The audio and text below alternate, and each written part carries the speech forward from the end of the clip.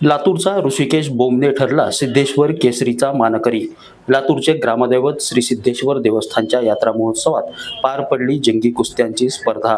राज्यातील विविध भागातून 450 मल्लांचा सहभाग। लातूरचे ग्रामदैवत श्री सिद्धेश्वर आणि रत्नेश्वर देवस्थानच्या महाशिवरात्री यात्रा महोत्सवाच्या निमित्ताने आयोजित कुस्ती स्पर्धेत लातूर तालुक्यातील रायवाडी येथील पहिलवान ऋषिकेश बोमणे याने सिद्धेश्वर केसरीचा बहुमान पटकावला आहे। देवस्थानच्या वतीने सिद्धेश्वर केसरीचा खिताब आणि चांदीची गदा देऊन त्यांना सन्मानित करण्यात आलंय। या स्पर्धेत परभणी जिल्ह्यातील पालम येथील पहिलवान अबू चाऊस हा उपविजेता ठरला आहे। लातूर महानगरपालिकेच्या वतीने देण्यात येणारा लातूर केसरीचा किताब आणि 51 तोळे चांदीचे कडे लातूरच्या साई येथील पहिलवान देवानंद पवार यांनी पटकावला, तर स्वर्गीय सुधाकरराव कोकाटे यांच्या स्मरणार्थ अमरदीप कोकाटे यांच्या वतीने देण्यात येणारे चांदीचे कडे पुणे येथील पहिलवान साईराज निंबाळकरने पटकावले।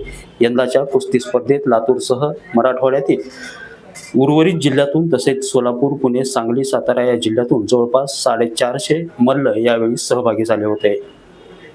नितीन बनसोडे, एकमत डिजिटल, लातूर। एक मिनिट आज आपल्याला सिद्धेश्वर केसरी थोडं गदा जिंकलेले या कुस्तीमध्ये काय सांगाल? काय भावना आहे? माझं नाव ऋषिकेश गंगाधर बोमणे आहे। मी सध्या कुस्तीचे धडे भुसणी या व्यायामशाळेत घेत आहे, जिथे भैया पाटील वस्ताद आहेत, शिवरुद्र भैया पाटील, आणि त्यांच्या मेहनतीने घरच्यांच्या साथीने मी आज सिद्धेश्वर केसरी झालो। हे सगळं श्रेय माझ्या भावाला आणि वस्तादांना जातं। एनएस कुस्ती कोच आशिष सर यांचं मला मार्गदर्शन लाभलं। क्रीडा अधिकारी कराड सर, जावळे सर हे माझे गुरु आहेत। ते मला सतत प्रोत्साहित करतात आणि त्यांच्या सगळ्याच्या प्रयत्नानं आणि माझ्याकडून प्रॅक्टिस करून घेतल्याला मला हे आज यश मिळालं। तुमच्या घरच्यांची इच्छा पूर्ण झाली? घरच्यांची, माझ्या वस्तादांची, सर्वांची माझी इच्छा पूर्ण झाली।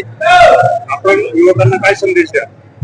युवकांना मी एकच सांगू इच्छितो की तुम्ही व्यसनाच्या अधीन जाऊ नका। पैलवान नाही झाला तरी तुम्ही व्यायाम करून निरोगी राहा। प्रत्येकाच्या घरचं स्वप्न राहतं माझा पोरगा दट्टाफुटा राहावं, त्याच्यासाठी सर्वांनी व्यायाम करावा आणि निर्व्यसनी राहावं एवढंच।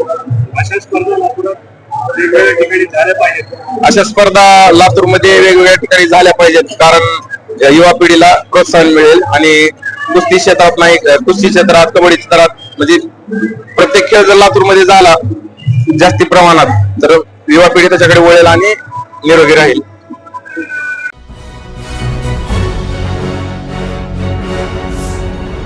Thanks for watching Ekmat Digital.